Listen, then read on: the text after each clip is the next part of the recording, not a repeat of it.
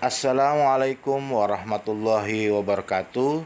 Selamat datang di pembelajaran pendidikan agama Islam dan Budi Pekerti kelas 12 SMK Telkom Jakarta.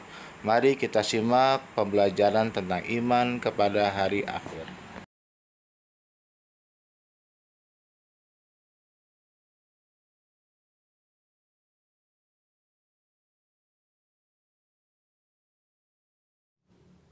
Mari sama-sama kita mulai dengan pembacaan Bismillah tentang pembelajaran iman kepada hari akhir. Yang pertama, kita harus mengetahui tentang kompetensi dasar, menganalisis dan mengevaluasi makna iman kepada hari akhir. Kemudian indikatornya mencapai kompetensi adalah menjelaskan makna iman kepada hari akhir, menampilkan perilaku yang mencerminkan keimanan terhadap hari akhir, mengurangi hikmah iman kepada hari akhir.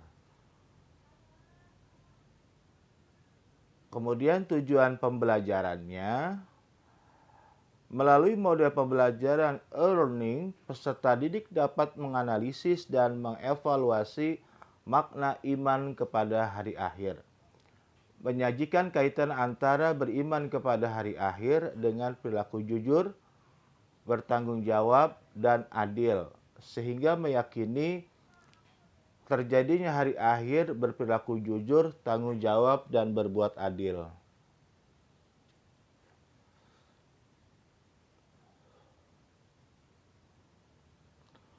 Memahami makna beriman kepada hari akhir.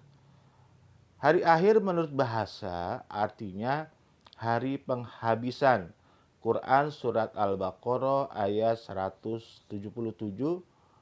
Juga disebutkan hari pembalasan. Quran Surat Al-Fatihah ayat 1-4.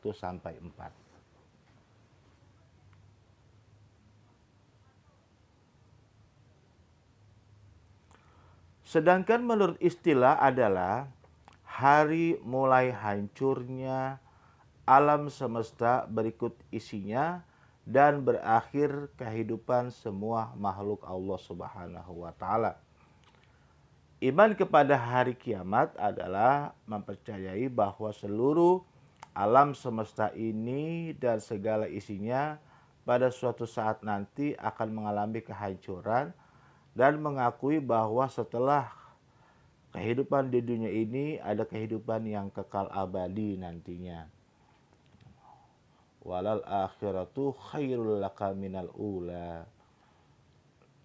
Di sanalah tempat yang terbaik di sisi Allah Subhanahu wa taala. Kemudian hari akhir menurut Al-Qur'an ada dua. Yang pertama kiamat sugro atau kiamat kecil.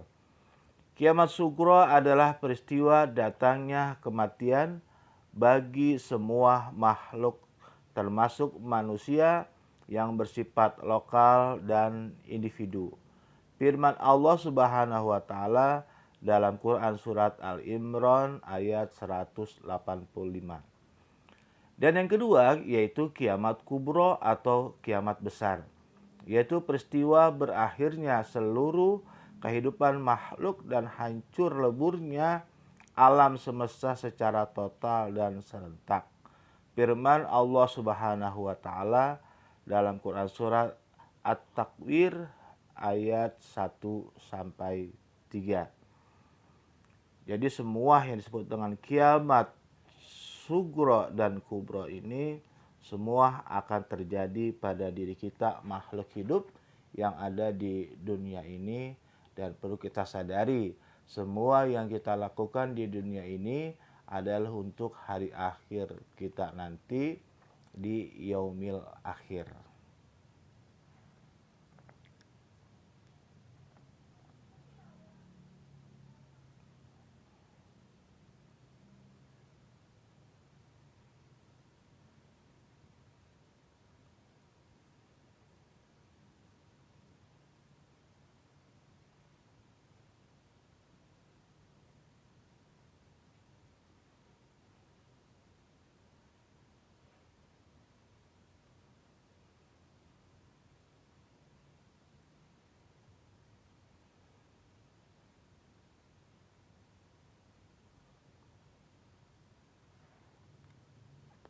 anak-anakku sekalian. Jadi kalian coba cari Quran Surat Al-Imran ayat 185 dan At-Takwir ayat 1-3. Kemudian peristiwa-peristiwa yang harus diimani yang akan terjadi sesudah mati, itu ada yang disebut dengan fitnah kubur dan siksa dan nikmat kubur.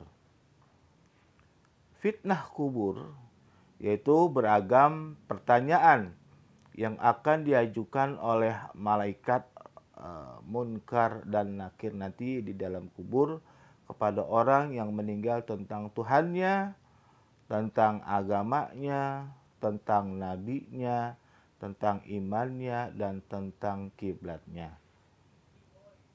Dan kemudian siksa dan nikmat kubur, yaitu siksa kubur diperuntukkan bagi orang-orang yang zalim. Dan sekarang kita lihat hari kiamat menurut ilmu pengetahuan, yang menurut ilmiah yang disebutkan dengan menurut geologi. Bumi terjadi dari gas yang berputar. Setelah diam, gas itu menjadi dingin, maka gas yang berat mengendap ke bawah, yang ringan berada di atas. Melalui proses evolusi yang lama sekali, gas bagian luar mengeras menjadi batu kerikil, pasir, dan sebagainya. Sedangkan bagian tengah masih panas. Zat panas bercampur lava lahar, batu, dan pasir menjadi panas. Bumi beredar karena adanya daya tarik matahari terhadap bumi akan menjadi berkurang. Akibatnya, bumi akan bergeser dari matahari sehingga putaran bumi semakin cepat dan akan mengalami nasib seperti meteor yang menyala dan hancur. Kemudian menurut teori fisika, letak matahari kira-kira 150 juta kilometer jauhnya dari bumi. Namun sinar matahari sampai ke bumi selama 8 menit 20 detik. Garis tengah matahari yaitu 1,4 juta kilometer.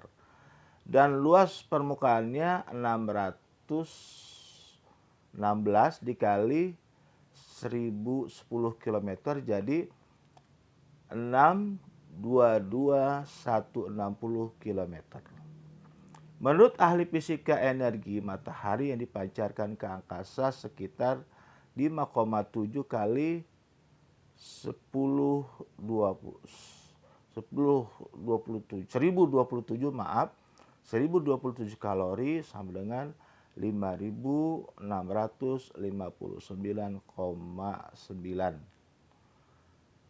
kalori menit dan mampu menyala 50 miliar per tahun dengan panas 15 juta derajat Celcius. Kalau suatu ketika matahari tidak muncul atau cahayanya redup karena tenaga sinarnya habis, maka tidak ada angin dan awan yang berakibatkan hujan. Dan kemudian perlu kita ketahui bahwa periode hari akhir nanti kita akan mengalami dengan berbagai alam. Pertama yaitu Yaumul Ba'ats, Yaumul Mahsyar, buku catatan, kemudian Yaumul Hisab dan Mizan, kemudian Asyirat, kemudian Yaumul Zaza, kemudian balasan perbuatan baik dengan di surga, balasan perbuatan buruk yaitu dengan neraka. Anak-anakku sekalian, ini perlu digarisbawahi. Setelah manusia itu meninggal dunia, seluruh alam meninggal, mati, hancur, lebur, ya, seperti anai-anai yang bertebaran, dan gunung meletus, dan laut meluap.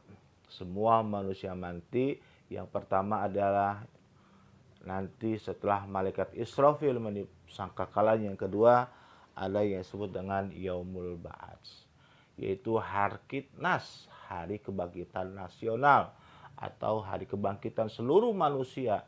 Seluruh makhluk hidup dibangkitkan oleh Allah dan dikumpulkan yang disebut dengan Yaumul Hars atau disebutnya padang pasir. Semua menunggu giliran dengan berbagai macam wajah, berbagai macam tingkah laku, semua kita berkumpul nanti di Yaumul Mahsyar. Untuk menerima apa? Yaitu menerima buku catatan kita selama kita hidup di dunia. Berapa tahun kita hidup di dunia? Kalau misalnya umur kita sampai ke 60, maka buku catatan kita sampai 60 tahun.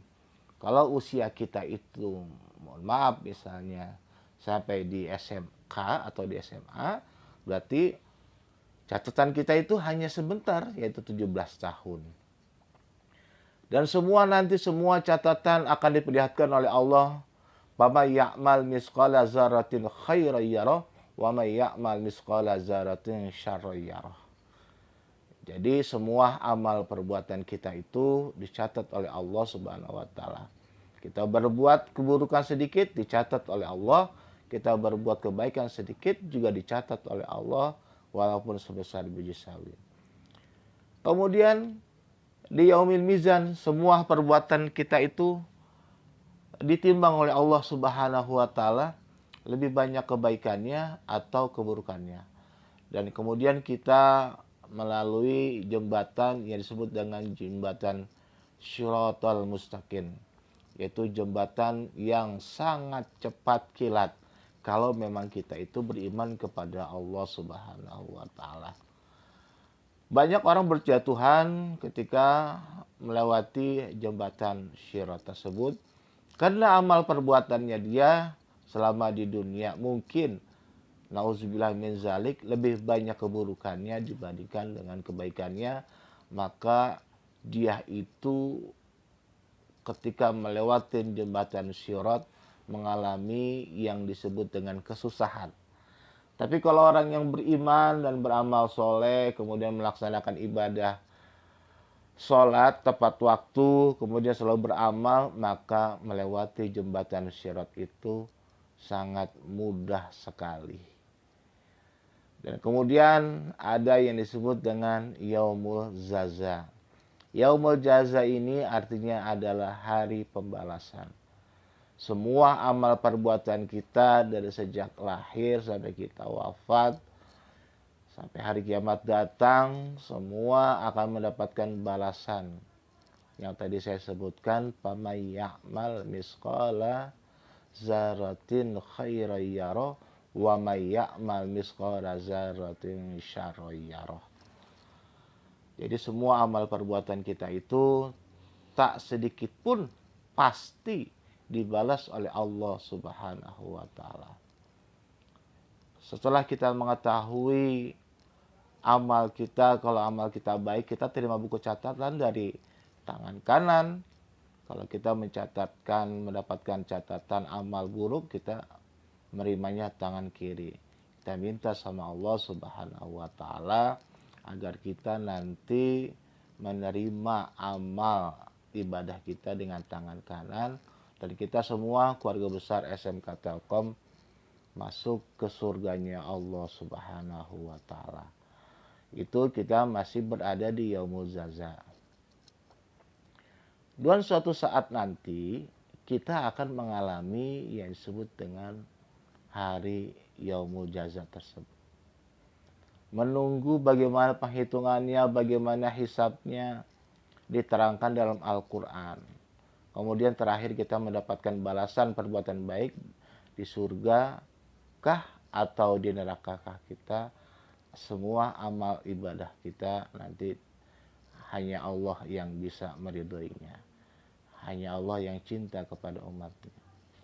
Kemudian hakikat kita beriman kepada Allah Subhanahu wa taala, atau kita iman, rukun iman yang kelima, hakikat beriman kepada hari akhir, yaitu Iman kepada hari akhir merupakan rukun iman yang kelima yang harus diyakini oleh setiap umat Islam.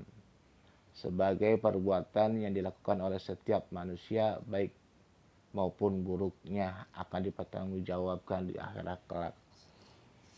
Oleh karena itu, keimanan kepada hari akhir hendaknya dijadikan landasan utama untuk menyadarkan diri kita semua agar selalu taat kepada ajaran Allah Subhanahu wa taala. Banyak ayat dan hadis yang memerintahkan kita agar meyakini datangnya hari akhir. Di antaranya adalah firman Allah Subhanahu wa taala pada Quran surat Al-Baqarah ayat 2 sampai 4. Berikut ayat Al-Qur'annya.